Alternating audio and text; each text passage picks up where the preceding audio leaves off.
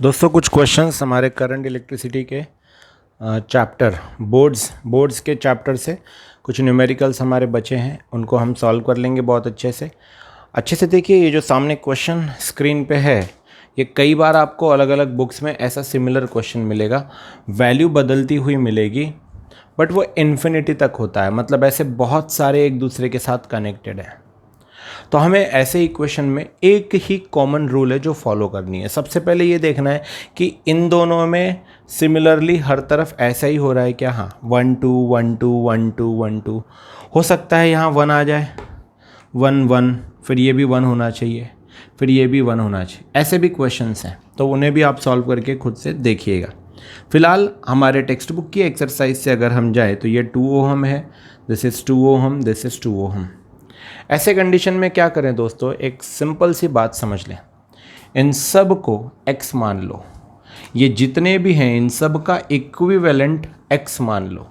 So total R equivalent let it be x ohm. Okay, तो फिर ये diagram जो है वो रिड्यूस होके कुछ ऐसा बन जाएगा, और ये जो बचा, ये जो पूरा जो बचा ये है x ओहम। ध्यान से देखना, ये पूरा बचा x ओहम, ये है 1, ये है 2।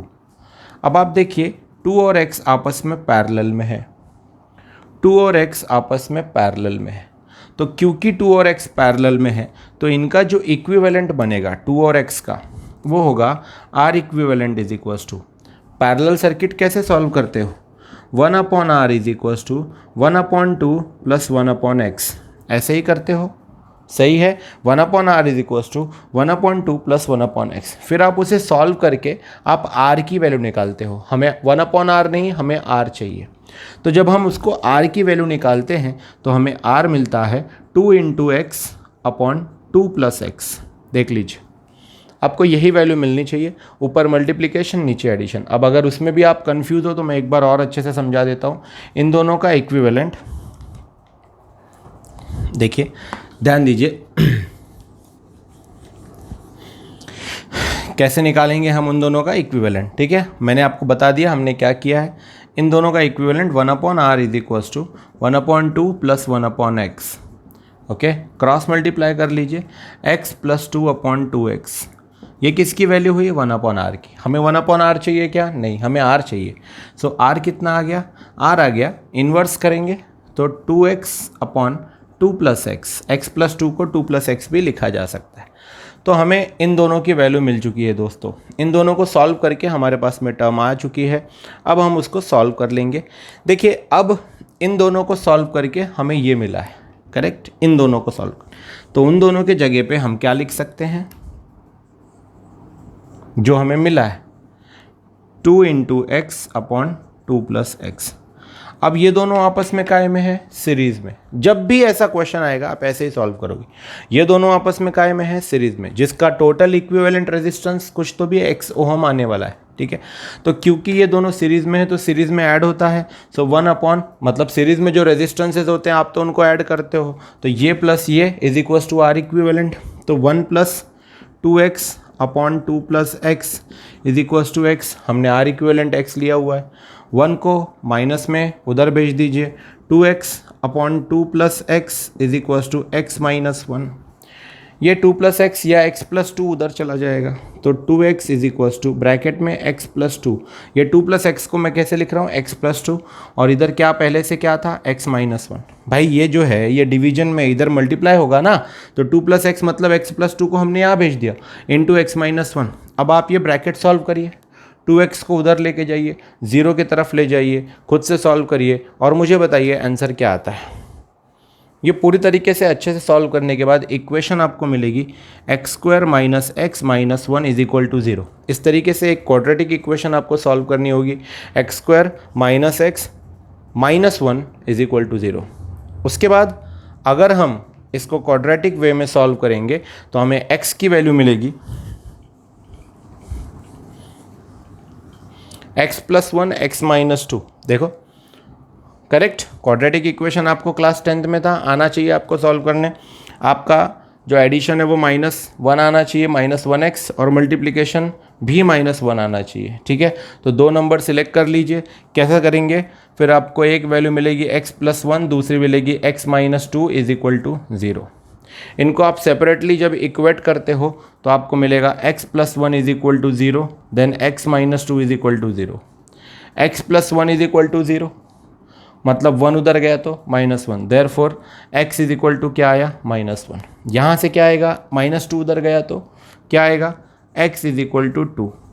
तो एक आया x इज इक्वल टू -1, एक आया x इज इक्वल टू 2। मुझे जवाब दो, -1 रेजिस्टेंस कभी -1 तो हो नहीं सकता। हमें R इक्विवेलेंट पूछा है, हमने R इक्विवेलेंट क्या लिया है, x। रेजिस्टेंस कभी माइनस तो हो नहीं सकता, मतलब x is equal to 2 ohm is the correct answer. अच्छे से इसको नोट कर लीजिए, आपके एक्सरसाइज का क्वेश्चन है। जब भी इस तरीके का सवाल आए और वो इन्फिनिटी तक जाए तो आपको यही वे फॉलो करना है। जी हाँ, तो जब आप वो क्वेश्चन सॉल्व कर चुके हो तो इस क्वेश्चन नंबर 2 को लेके आते हैं। ये भी आपके एक्सरसाइज का ही क्वेश्चन है। Let us solve it. आप खुद अपने लेवल पे ट्राई करिए। 4 resistances 10 ohm, 10 ohm, 10 ohm and 15 ohm form a Wheatstone's network. What shunt is required across 15 ohm resistor to balance the bridge? Bridge को बैलेंस करने के लिए 15 ओहम के साथ कितना शंट हमें अप्लाई करना है, ये आपको खुद सॉल्व करना चाहिए और आप कर सकते हो। That's it, that's clear. चलिए ट्राई करिए। व्हीटस्टोन नेटवर्क लगाना है बेटा। व्हीटस्टोन नेटवर्क की कंडीशन आपको पता होनी चाहिए, R1/R2 is equal to R3/R4। जब उन्होंने व्हीटस्टोन नेटवर्क बोल दिया है तो आपको कोई balancing condition, galvanometer, null deflection कुछ बोलने की ज़रूरत नहीं है, बिकॉज वो सब है। क्यों? क्योंकि उन्होंने व्हीटस्टोन नेटवर्क बोल दिया है। ठीक है, तो ऐसी कंडीशन में हम क्या करेंगे, हम 4 रेजिस्टेंस ले लेंगे। हमने ये 4 रेजिस्टेंसेस ले लिए। अगर आपको व्हीटस्टोन नेटवर्क याद हो सो एक R1 ये 10 ले लेते हैं, 10 ले लेते हैं, 10 ले लेते हैं, इसे 15 ले लेते हैं। नो इश्यूज़, आपका इधर उधर कर सकते हो। तो 10 10 10 15 ये आपके सामने है। क्लियर। अब आपको उन्होंने बोला है कि what shunt is required across 15 ohm. तो 15 ओहम के पास एक शंट लगाना है आपको इस तरीके से, parallel circuit. Late it be x ohm. तो कितने का शंट होना चाहिए? पहले तो नेटवर्क बैलेंस करना है। नेटवर्क बैलेंस करना है, कैसे करना है? R1/R2 is equal to R3/R4, यही है व्हीटस्टोन नेटवर्क। लेकिन जो 15 वाला है उस पर हमें कुछ लगाना होगा तभी ये बैलेंस होगा। क्यों? देखो 10/10 इज इक्वल टू 10/15 हो सकता है क्या? नहीं हो सकता। इधर 10/10 है तो यहाँ भी 10/10 होना चाहिए, पर यहाँ 15 है। तो 15 के साथ ऐसा क्या शंट लगाया जाए जिससे दोनों तरफ इक्वेशन बैलेंस हो जाए, यही हमारा सवाल है। अब अगर आपको समझ गया हो, ठीक है, तो चलिए ट्राई करेंगे।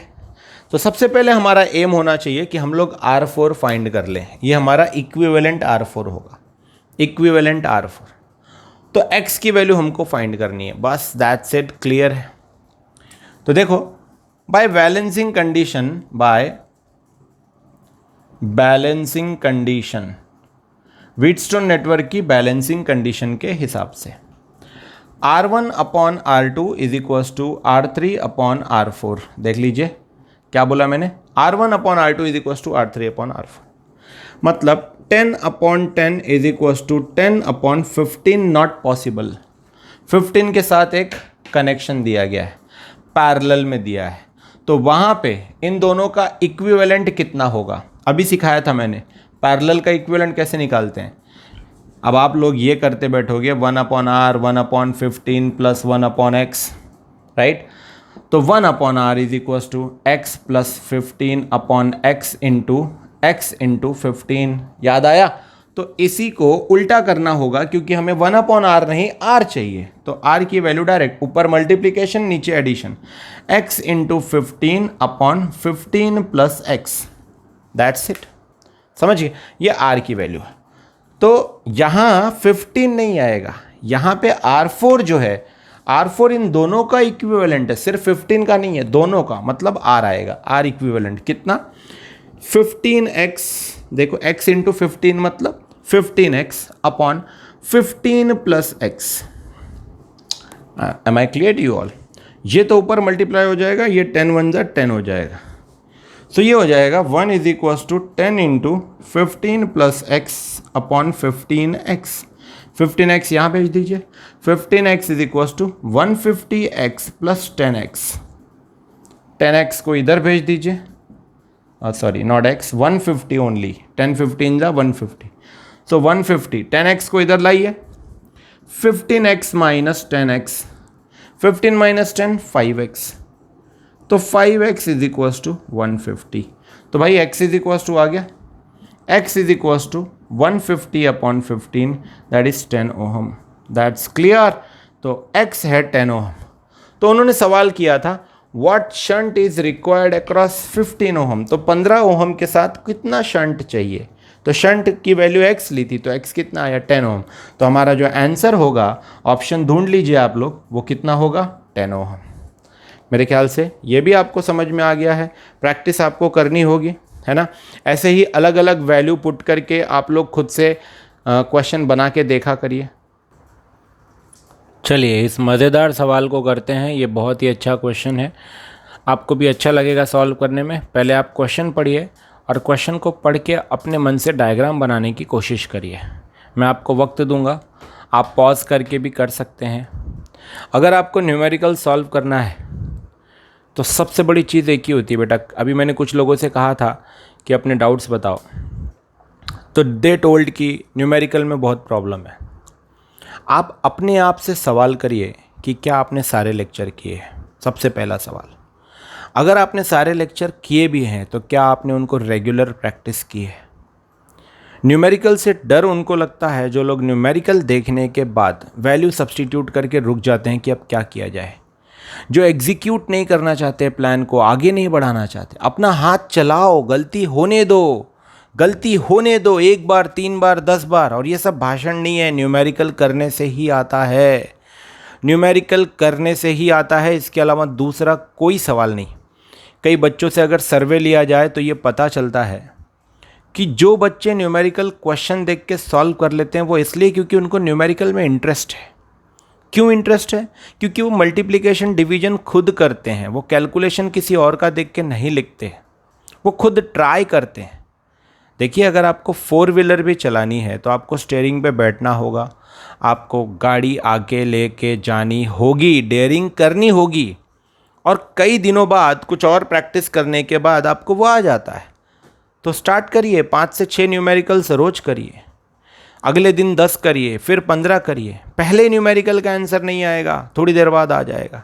दूसरे का नहीं आएगा, थोड़ी देर बाद आ जाएगा। ट्राई करते रहो, क्वेश्चन को अच्छे से पढ़ो, कौन सा फॉर्मूला लगाना है वो सोचो। बस यही कंसेप्ट है।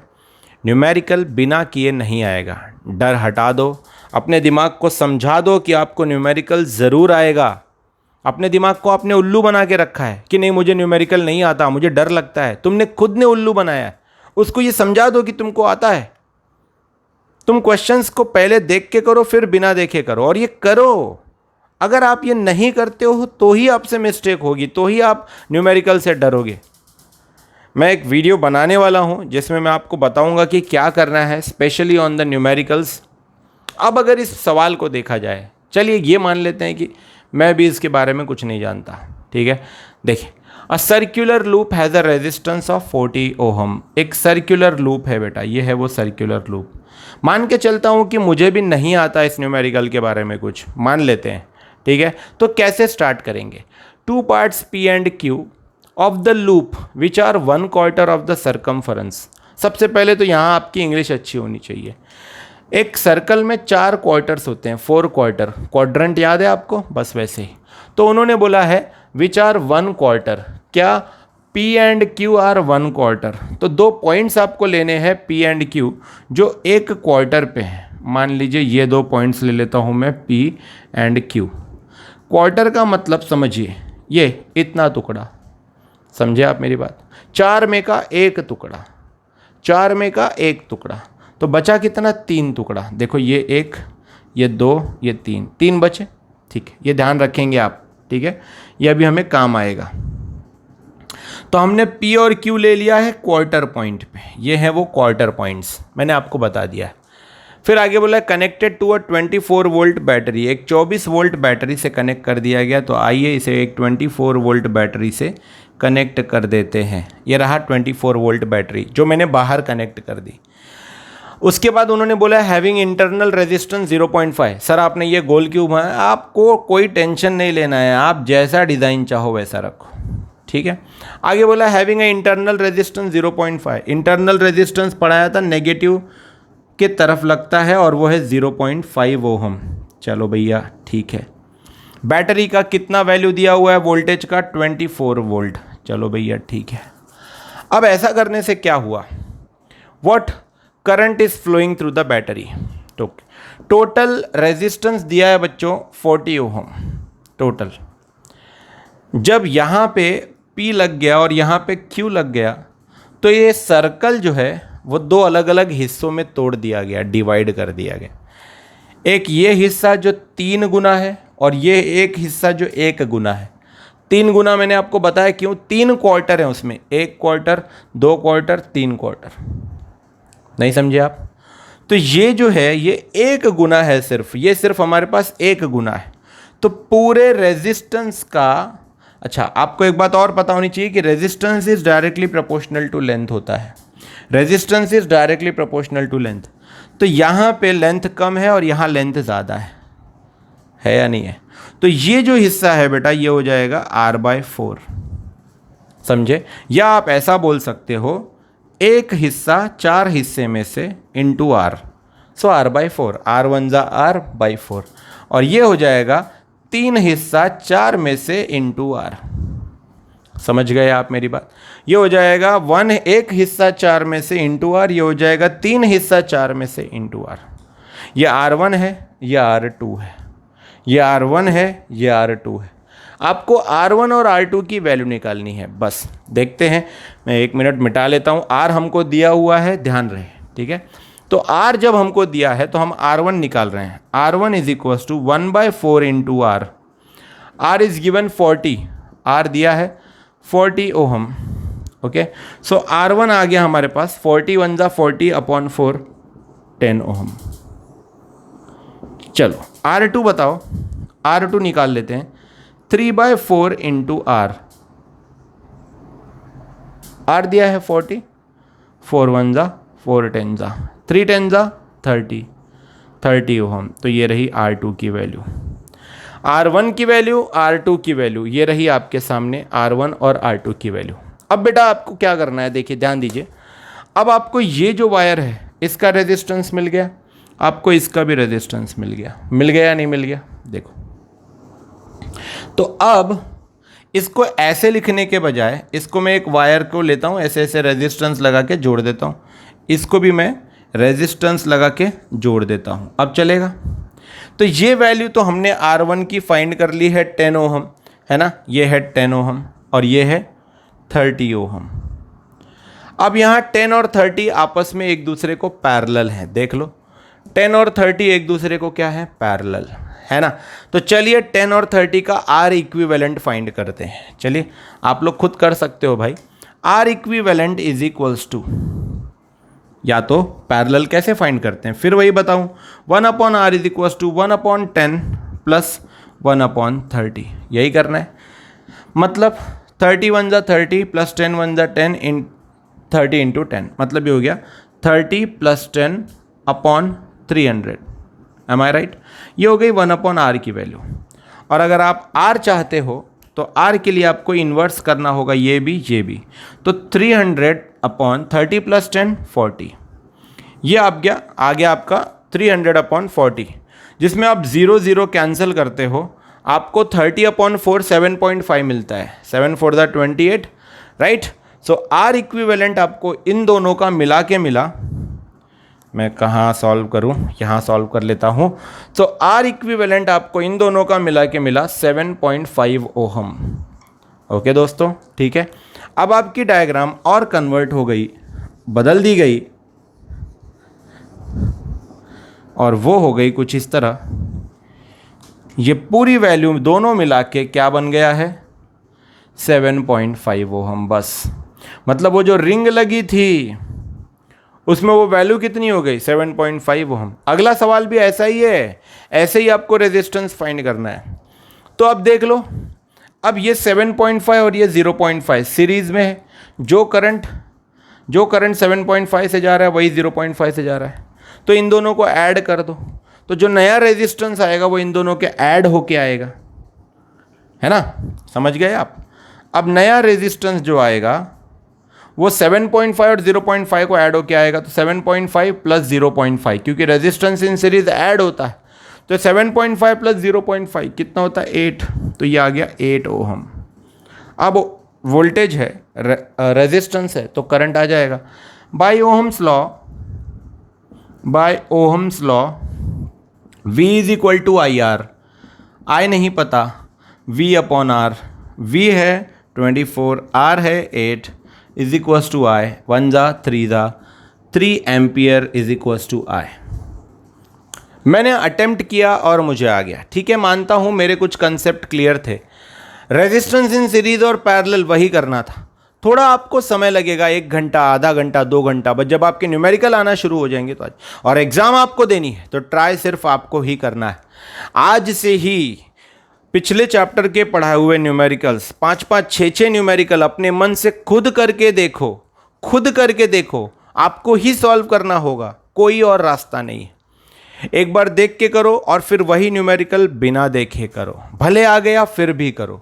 जब आप 10-15 न्यूमेरिकल कर लेते हो तो आपका कॉन्फिडेंस अपने आप बढ़ जाता है। लो भाई, अब आपके लिए सोने के बैंगल का क्वेश्चन आ गया, सोने की चूड़ियाँ। चलो लड़कियों सॉल्व करके दिखाओ, लड़कों तुम भी सॉल्व करो, सोने के कंगन है ये। To find the resistance of a gold bangle, 2 diametrically opposite points of the bangle. Bangle के 2 डायमेट्रिकली अपोजिट पॉइंट्स, उनको कनेक्ट कर दिया गया to the 2 terminals of the left gap. Metre bridge याद है आपको? हाँ, left gap of a metre bridge. A resistance of 4 ohm is introduced in the right gap. A resistance of 4 ohm is introduced in the right gap.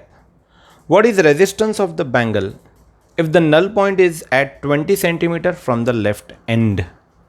Left and से 20 centimetre पे है null point. चलिए try करिए, कोशिश करिए, बिल्कुल होगा, ऐसे कैसे नहीं होगा। पर बैंगल है, बैंगल के 2 डायमेट्रिकली अपोजिट पॉइंट्स है, इस बात पे भी ध्यान दें। जैसे आपने पिछला क्वेश्चन देखा था कि हमने एक सर्कुलर लूप लिया तो वो पैरेलल में डिवाइड हो गया था, एक आया था r/4 और एक आया था 3r/4, पर यहाँ इक्वली डिवाइड होगा क्योंकि ये डायमेट्रिकल पॉइंट्स हैं। मीटर ब्रिज याद करिए, तो मीटर ब्रिज की अगर शॉर्ट में रिवीजन करा दूँ तो मीटर ब्रिज में एक तरफ ये अननोन रेजिस्टेंस और ये नोन रेजिस्टेंस, ये मीटर स्केल होता है, यहाँ गैल्वेनोमीटर होता है। मान लो कहीं नल पॉइंट मिलता है तो ये जो लेंथ होती है Lx और ये जो लेंथ होती है Lr या 100 - Lx, वो भी चलेगा। ये होता है अननोन रेजिस्टेंस x और ये होता है नोन रेजिस्टेंस r। ये सब मैंने आपको पढ़ा दिया है, जिसके बाद आप इक्वेशन निकालते हो x/r is equals to Lx/Lr। ये सब कुछ बहुत अच्छे से आपको पढ़ाया जा चुका है। तो अब यहाँ पे क्या किया गया है ना दोस्तों, कहानी समझो। यहाँ इन्होंने यहाँ इन्होंने क्या किया है उस बात को समझो। यहाँ इन्होंने एक बैंगल लगा दिया है गोल्ड का। पागल लोग हैं लोग, यहाँ पहनने को नहीं है, यहाँ मीटर ब्रिज में यूज़ कर रहे हैं। तो देखिए ये गोल्ड का बैंगल लगाया हुआ है, जिससे बैंगल 2 हिस्सों में बट गया, एक ये हिस्सा ये वाला और एक ये हिस्सा। आप देखेंगे तो आया हुआ करंट डिवाइड होगा, मतलब ये दोनों पैरेलल हैं आपस में। क्यों ना हम इसको एक रेजिस्टेंस दे दें और इसको एक रेजिस्टेंस दे दें। शायद आप समझ गए कि मैं क्या कहना चाहता हूँ। अगर ये पूरी रेजिस्टेंस x है तो ये ऊपर आधा रेजिस्टेंस और ये नीचे आधा रेजिस्टेंस, मतलब हम ऊपर ले सकते हैं x/2 और नीचे ले सकते हैं x/2, राइट। तो हमारे इस पार्ट में ये ऊपर का पार्ट x/2 है और ये नीचे का भी पार्ट क्या होगा x/2, अगर रेजिस्टेंस x है। पिछले केस में r/4 याद आया, 3r/4, क्योंकि एक हिस्सा क्वार्टर था और एक 3/4 था। यहाँ तो आधे आधे पे डिवाइड हो गया क्योंकि डायमेट्रिकली अपोजिट पॉइंट्स है। सही है, ठीक। तो अब हम इसका इक्विवेलेंट रेजिस्टेंस निकालेंगे। ठीक है, देखते हैं इक्विवेलेंट रेजिस्टेंस क्या आता है। आर इक्विवेलेंट डायरेक्ट फॉर्मूला है, ये इंटू ये अपॉन ये प्लस ये, पैरेलल है ना, तो पैरेलल वाला सॉल्व करके देखो, तुमको वही मिलेगा जो मैं बोल रहा हूँ। तो वो तुमको मिलेगा x, बताओ, x/2 इंटू x/2 अपॉन ये, अगर x आपको ऐसा पसंद है क्योंकि बीच में इंटू है, अपॉन क्या था फॉर्मूला बताइए, x/2 प्लस x/2। ये मैंने थोड़ा डायरेक्ट किया है, शायद आप समझ गए वो क्या है। 1/r इज इक्वल्स टू, बताओ, 1/x/2, हाँ सॉरी, 1/x/2 प्लस 1/x/2, ये यहाँ, फिर इन दोनों में मल्टीप्लिकेशन। हमें 1/r नहीं चाहिए, हमें r चाहिए, तो इन्वर्स करेंगे तो यही आएगा, ये जो मैंने बनाया है। ठीक है, ट्राई करके देखो भाई, ट्राई इतना भी नहीं करोगे 10वीं के स्टेप का तो फिर कैसे आएगा न्यूमेरिकल।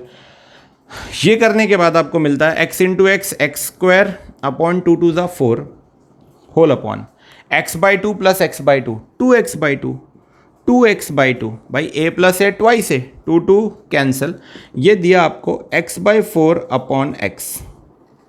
ठीक है, x square by 4 upon x, ये हो गया हमारा आर इक्विवेलेंट का वैल्यू, जिसको आप आगे सॉल्व कर सकते हो और आगे सॉल्व करके आपको वैल्यू मिल जाएगी। क्या मिलेगा, x इज इक्वल्स टू, देखते हैं, R equivalent is equals to हमारे पास आया x square by 4 whole upon x, ये तो इधर जाएगा साथ में, सो 4x। क्या हमें क्वेश्चन में कहीं आर इक्विवेलेंट दिया हुआ है? A resistance of 4 ohm is introduced in the right gap, हमारे राइट गैप में दिया हुआ है। ठीक है, कोई बात नहीं, हम आर इक्विवेलेंट निकाल लेंगे, ये x और ये x कैंसल, आर इक्विवेलेंट हमारा आ गया x/4। ठीक है, हमें r की वैल्यू दे रखी है, ये रहा, वो ये वाला है राइट गैप वाला, लेफ्ट गैप में अभी हम फाइंड कर रहे हैं। तो r इक्विवेलेंट क्या आ गया है बेटा, x/4, क्या आ गया है, x/4। इस चीज़ को ध्यान रखें, मतलब हमारे पास इसकी पूरी वैल्यू आ गई है। हमने इन दोनों को सॉल्व किया ना, इन दोनों को सॉल्व करके हमने इन दोनों की जो पैरेलल में कॉम्बिनेशन है उसका r इक्विवेलेंट क्या आया, x/4। तो अब हम लोग इस पूरे बैंगल का रेजिस्टेंस एक साथ ऐसे लिख सकते हैं कि इसका रेजिस्टेंस कितना आया, टोटल x/4। क्लियर? तो अब आप अपना मीटर ब्रिज वाला इक्वेशन लगाइए। मीटर ब्रिज इक्वेशन कहता है कि unknown gap upon known gap is equals to LX अपॉन LR। क्वेश्चन में आगे बोला है metre bridge a resistance of 4 ohm is introduced in the right gap, तो इधर 4 ओहम दिया हुआ है, 4 ohm. What is resistance of the bangle if the null point is at 20 centimetre from the कौन सा एंड, लेफ्ट एंड। तो left and से 20 centimetre, मतलब गैल्वेनोमीटर को यहाँ वो पॉइंट मिला जिस पे गैल्वेनोमीटर कौन सा डिफ्लेक्शन दे रहा है, नल डिफ्लेक्शन। ये अगर न्यूमेरिकल पढ़ना है तो पहले आपको मीटर ब्रिज आना चाहिए। मेरा मीटर ब्रिज का वीडियो देखो वरना मत देखो। सो यहाँ से लेफ्ट एंड से 20 सेंटीमीटर, ये टोटल 100 सेंटीमीटर का होता है, ये 20 तो ये कितना बचा, 80 सेंटीमीटर। तो LX अपॉन LR, x अभी हमने फाइंड किया था, x क्या है, ये इस तरफ की वैल्यू है ना, अननोन गैप, तो x/4 हमने फाइंड की थी, तो हम उसके जगह लिखेंगे x/4। और r हमें मिला हुआ है, r हमें दिया हुआ है 4 ओहम। LX हमारा 20 सेंटीमीटर है, तो LX आएगा 20 सेंटीमीटर और LR है 80 सेंटीमीटर। कैंसिल कर लो, x/4 ऐसे ही रखो, ये 4 को उधर भेज दो, तो ये हो जाएगा 2/8 इंटू 4, 4 2 8 अपॉन 8। तो ये हुआ x/4 इज इक्वल टू 1, ये 4 उधर जाएगा, तो ये हो गया x is equal to 4 ohm. तो बैंगल का जो रेजिस्टेंस है दोस्तों, या जो टोटल हमने लेफ्ट गैप में लगाया है वो है 4 ओहम। शायद आपको समझ में आ गया। चलिए लिख लीजिए, कंप्लीट हो गया है।